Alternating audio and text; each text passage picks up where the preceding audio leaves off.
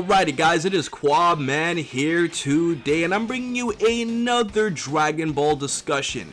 But before I dive deeper into this video, I wanted to give you guys a courtesy update that if you have not seen Dragon Ball Super episode 122, and if you do not want to have any potential spoilers about what might potentially happen in episode 123, I suggest that you tune off of this video because this video will contain major spoilers about episode 122.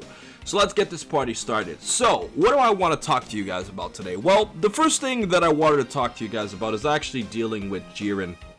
And specifically dealing with Jiren versus Goku in the Tournament of Power, because I looked at my last two recent videos and I noticed that there's been a huge uproar in the fan base as to how much Jiren is actually toying with Goku and Vegeta, and why does it seem like Goku and Vegeta out of nowhere are actually doing a significantly better performance against Jiren with weaker power from what we would assume. So let's get this party started as I'm going to analyze all of the fights that Jiren has had, and we're going to come to a conclusion to explain what Jiren's incentive would be in toying with these characters and how this could affect the Tournament of Power moving forward. So the first thing we have to analyze is Jiren's power from the very beginning. So we've seen Jiren from the intro of Dragon Ball Super, where we see him fighting against Goku, and although the intro does not have Goku using his Ultra Instinct state, there was already hype about Jiren from the intro, and there was also hype about Jiren ever since Goku fought Toppo in the Zen exhibition match, where Toppo was mentioning how there was somebody in his universe that was much stronger than he was. So from the beginning, Super has done a pretty good job in hyping up that Jiren was going to be the top guy that Goku and his friends had to face in this battle itself. And then when we actually get to the Tournament of Power, Jiren has essentially just been a mute for most of what's going on. He's essentially just stood there, he's looked at a lot of the fights. A lot of times he senses danger and doesn't do anything because he knows that it won't hurt him. He has been on a completely different scale, and the only time we really saw Jiren actually establishing some feats in the Tournament of Power would be when he had that brief encounter with Kale. And if you guys remember back in episode 100, Kale went berserk. Kale was fighting against a Super Saiyan Blue Goku, tanked a Super Saiyan Blue Goku's Kamehameha, was dominating other powerful fighters in the Tournament of Power with ease, and it seemed like Kale was definitely up there with anybody in terms of power, and Jiren just came into the picture, looked like Arnold Schwarzenegger with that pose, and just blew her away, guys. And although I thought for a split second that he actually knocked Kale out, Kale did survive this, but it showed you that he could take a character that was giving a Super Saiyan Blue Goku problems and just blow it away like a fly. So as the Tournament of Power continues, and then when we finally get to the Goku versus Jiren fight, I feel like this is where a lot of the confusion now comes in. Jiren established certain feats in that Goku versus Jiren fight, the first one, where in theory you would think that if you don't have Ultra Instinct or a new form, you shouldn't even be able to sneeze what Jiren's power is. This is a character that fought against a Super Saiyan Blue Goku, who fought against an Ultra Instinct Goku, who fought against a Super Saiyan Blue Kaioken Goku, and also tanked a Spirit Bomb and pushed it back at Goku. Now, I want you guys to understand how impressive this actually is for a second. He's essentially taking what Goku threw at Kale times a million. I'm exaggerating with the million, guys, don't power skill me on that, but essentially he's taking what Goku threw at Kale, a character who tanked a Super Saiyan Blue's Kamehameha, and is making a Goku who's even stronger than that with the Blue Kaioken look like a joke. So because of this, it made me really question the validity of the earlier scenes of episode 122, and especially considering the fact that when you look at the Ultra Instinct fight between both Goku and Jiren, if you guys remember, Ultra Instinct Goku didn't really dominate Jiren. He more or less held his own until he ran out of the power, and then he was just easily knocked out. So because of this, you have to say Goku's Ultra Instinct isn't even strong enough to beat Jiren. At most, it could hold its own, and Goku at the very best with Blue Kaioken and Ultra Instinct only got a few glancing blows on Jiren, a power that we would assume before Vegeta gets his new power-up in the next episode was greatly above what Vegeta displayed.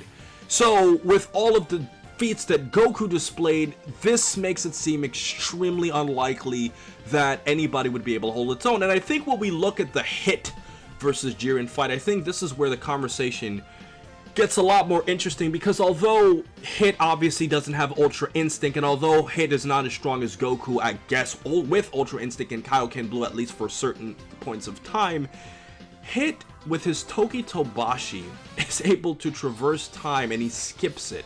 And Jiren is so fast and strong that he was able to break that. Like, I want you to actually sit down and conceptualize the fact that Jiren is able to break Hit's time skip because of how powerful this guy is.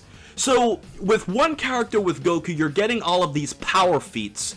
With Hit, you're getting all of these feats of breaking a concept in the Dragon Ball series. So with just alone looking at how Jiren was able to compare against both Hit and Goku, it's unlikely that anybody outside of Goku would even be able to even breathe on Jiren in terms of power. And then, I think when we analyze the Vegeta fight, there's definitely a lot of interesting things going on. The episode starts off with Jiren fighting against Goku.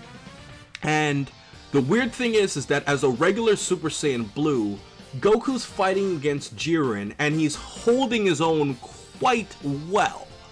And the weird part about this is, as I've said before, Super Saiyan Blue was wrecked in seconds against Jiren, but all of a sudden, Goku's, holding his own, managing to dodge Jiren's blows easily. And I'm saying to myself, okay, Jiren must be really toying with Goku. Then when I saw Vegeta get in some blows, not only did Vegeta get in blows, but the hits that he landed on Jiren seemed to actually damage him. And this is where it's very different from the Goku fight. When Goku was fighting Jiren at the beginning of the episode, his glancing blows and him being able to dodge and block hits is very different from actually seeming to inflict pain on Jiren. So when I saw Vegeta do that, I'm like, okay, Vegeta has something up his sleeve. And then when he fired that final flash, that's when I snapped back into reality, guys. That's when the image that Jiren was trying to display against both Goku and Vegeta came back into what it really was.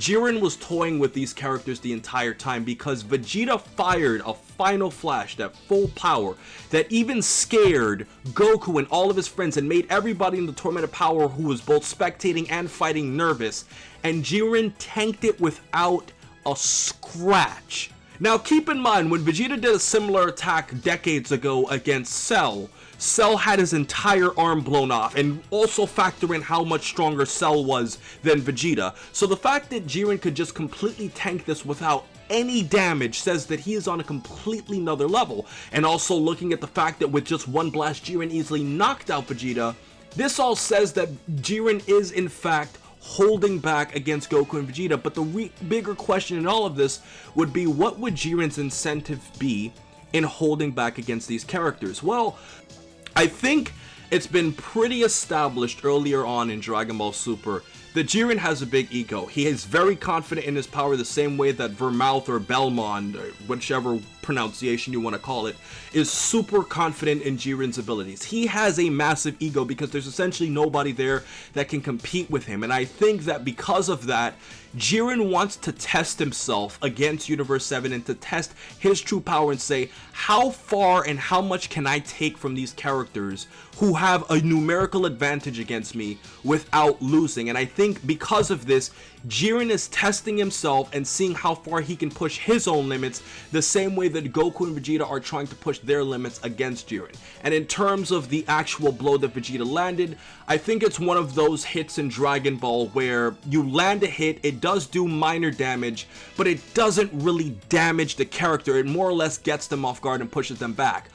Call it canon or not, I guess a great example of this would be looking at Dragon Ball GT, where when Super Saiyan 4 Goku first fights off against baby Vegeta, there's a lot of moments where baby's just like pounding the hell out of Goku. Goku can't do anything against baby, but you can tell that the hits aren't really damaging Goku, even though it seems like Goku is being hurt by the damage. It really didn't do anything to him in the grand run, except for giving him a little bit of blood on his lip. So essentially, I think this is all Jiren's test of himself to see how strong he actually is. He also doesn't really know how strong Vegeta is, so he's also very curious in his power, and I think this is all a setup for him to prove his level of dominance to satisfy his ego. And if you want to find more evidence towards Jiren's big ego, go right back to the scene after Goku and Jiren fought, where Jiren was going to meditate to regain all of his power because he didn't even feel it was worth his time to fight the other members of the Torment of Power. That's to show you one of the facts that Jiren does in fact have a massive ego, which I think is playing into this, and that is also why I think this will ultimately lead to his downfall. But I'd like to get all of your thoughts, and please remember to rate, comment, and subscribe, and remember, as I always say, to have a great day, guys.